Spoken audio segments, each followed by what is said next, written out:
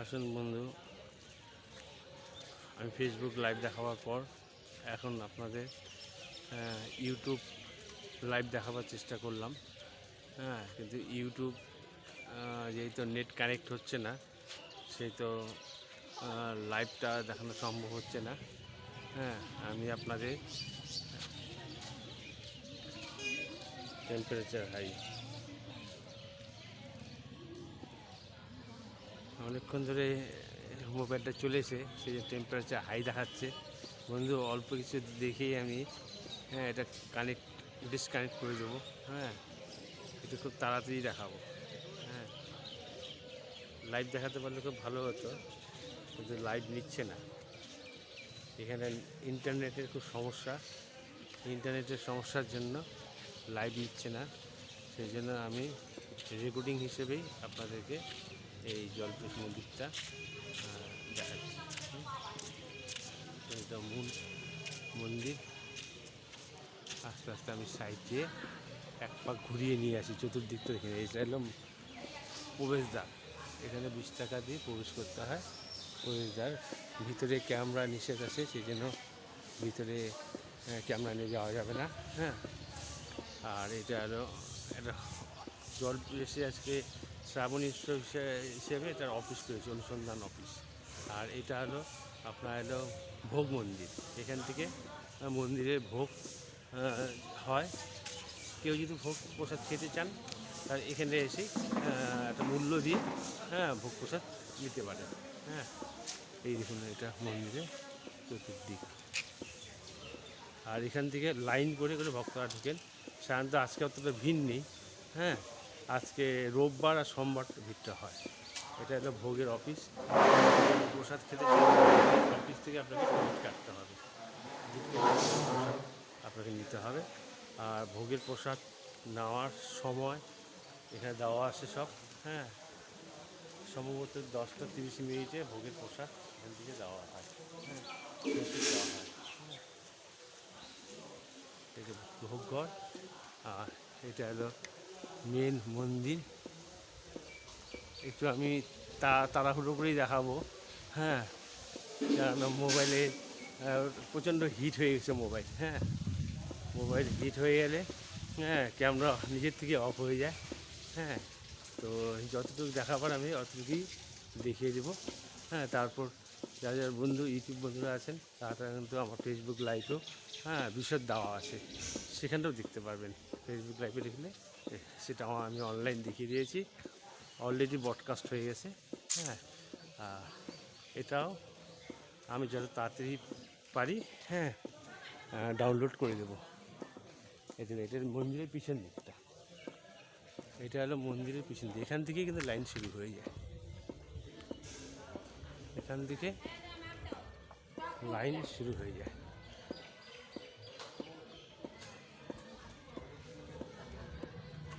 এখানে একটা পুকুর আছে সুন্দর। চলুন, আমার আগের ভিডিওতে সেই পুকুরটা আমি দেখাতে পারলাম না। যেহেতু মন্দির অনেক বড়, কোন সাইডটা দেখাবো। আর এটা হলো মন্দির থেকে পুজো দিয়ে বাইরে হওয়ার রাস্তা, বাইরের দিকের রাস্তা এটা।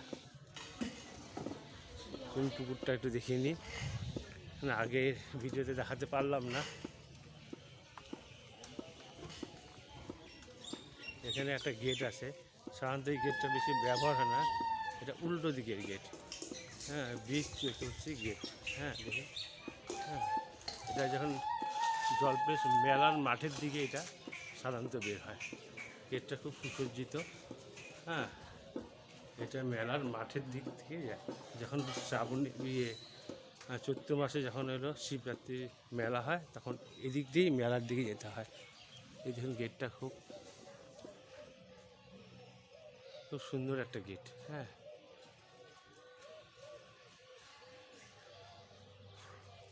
দেখুন,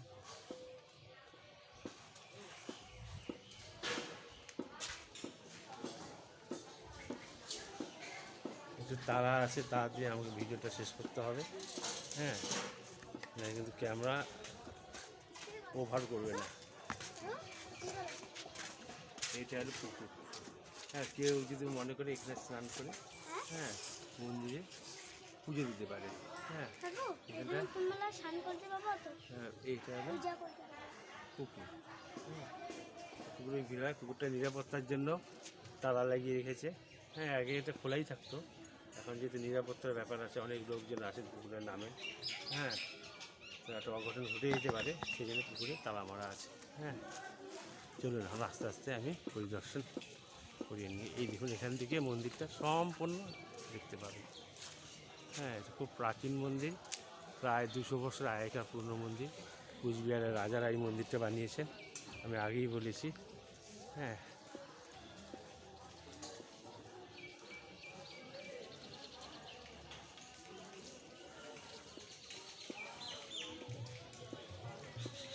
মন্দির পরিসর এটা।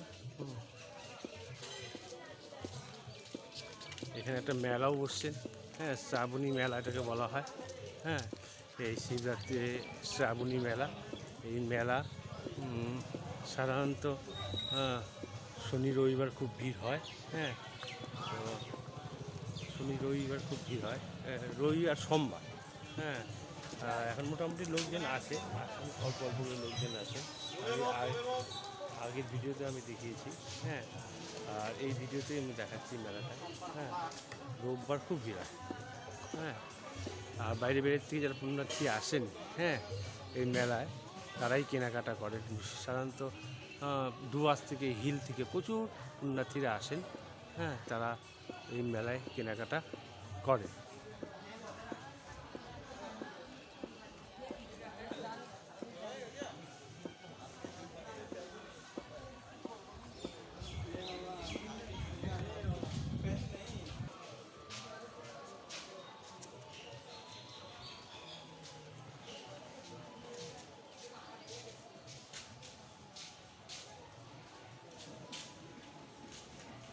এটা হলো টিকিট কাউন্টার, এটা হলো টিকিট কাউন্টার, এখান থেকে টিকিট কাটতে হয়। আমি আগের ভিডিওতেও দেখিয়েছি। হ্যাঁ এটা টিকিট কাউন্টার, এখান থেকে 20 টাকা দিয়ে টিকিট কাটতে হয়, কেটে হ্যাঁ মন্দিরে প্রবেশ করতে হয়। এটা একটা গেট ঢোকা, এটা রোববাড়িগঞ্জের স্পেশাল গেট এখানে। হ্যাঁ এখানে স্পেশাল টিকিটের ব্যবস্থা থাকে। হ্যাঁ এই স্পেশাল গেট ঢুকতে হয়। আর এটা হলো মহাকালের মন্দির, এটা বাবার মন্দিরের পাশেই আছে। এটা খুব প্রাচীন মন্দির। হ্যাঁ ওইটা মহাকালেশ্বর মন্দির, এটা খুব প্রাচীন মন্দির। আজকে মহাকালেশ্বর আমাকে খুব আকর্ষণ করেছে। এই নিয়ে 3-3বার আমি এই মন্দিরে আসলাম। হ্যাঁ প্রথম যে লাইভটা দেখিয়েছিলাম সেটাতেও আসলাম, পরে অনেক বন্ধু আমার রিকোয়েস্ট করেছিল মহাকালেশ্বর মন্দির দেখান, তখনও আসলাম। আর এই ভিডিওতেও আমি বাবার মন্দিরে আসলাম, মানে বাবা আমাকে খুব ডাকছে। হ্যাঁ খুব ডাকছে বাবা আমাকে। হ্যাঁ আজ তো স্নান করে আসিনি, অন্য একদিন আসবো, এসে পুজো পাঠ পারলে দেবো। এটা মহাকালেশ্বরের মন্দির, খুব পুরনো মন্দির।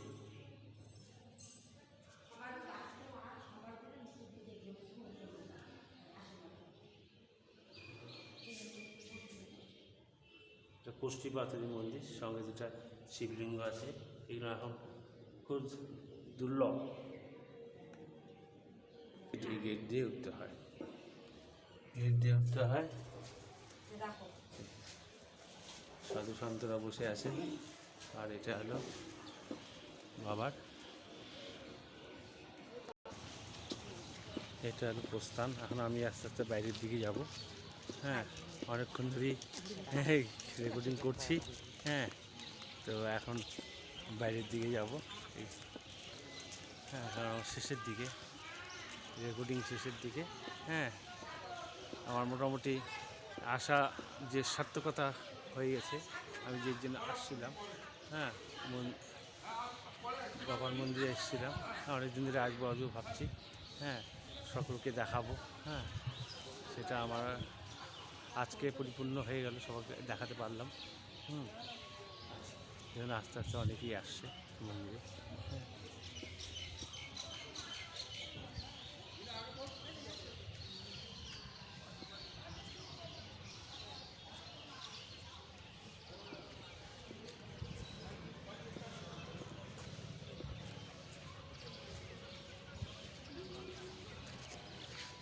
আস্তে আস্তে আমরা এখন বাইরে দিয়ে যাব। এই যার পিছনের গেট।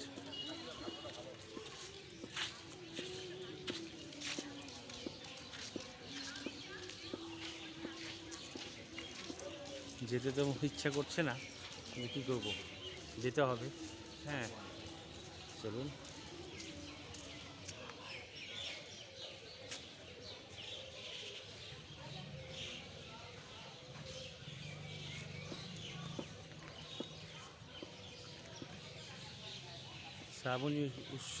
শ্রাবণী উৎসব উপলক্ষে এখানে 100 টাকা করে প্রবেশের জন্য নেওয়া হয়। এটা মনে হয় শুধু শ্রাবণী উৎসবের জন্যই নেওয়া হচ্ছে। হ্যাঁ, শ্রাবণী উৎসব হয়ে গেলে তারপর ওই ভিতরে যে 20 টাকা করে টিকিট লাগে ওটাই। হ্যাঁ, এটা শুধু রবিবার করে। হ্যাঁ, আর সোমবার এটা প্রযোজ্য। রবিবার আর সোমবার। এটা হলো মূল গেট। এটা হলো জলপেশে মূল গেট। এই গেট দিয়েই ভক্তরা প্রবেশ করে। এটা হলো সিংহদ্বার। যাক, ভগবানের কৃপায় ব্যাটারি আমাকে মোবাইলটা সঙ্গ দিয়েছে। যেভাবে মোবাইল হিট হয়ে যাচ্ছিল, আমি হয়তো ভেবেছি সম্পূর্ণ দেখাতে পারবো না। তো যাক, এটা সঙ্গ দিয়েছে, এটা বাবারই কৃপা। নাহলে দেখাতে পারতাম না। যাক, আমি তাহলে এই জলপথ পরিদর্শন এখানে আমি সমাপ্ত করছি। সকলকে শুভকামনা, শুভেচ্ছা জানি।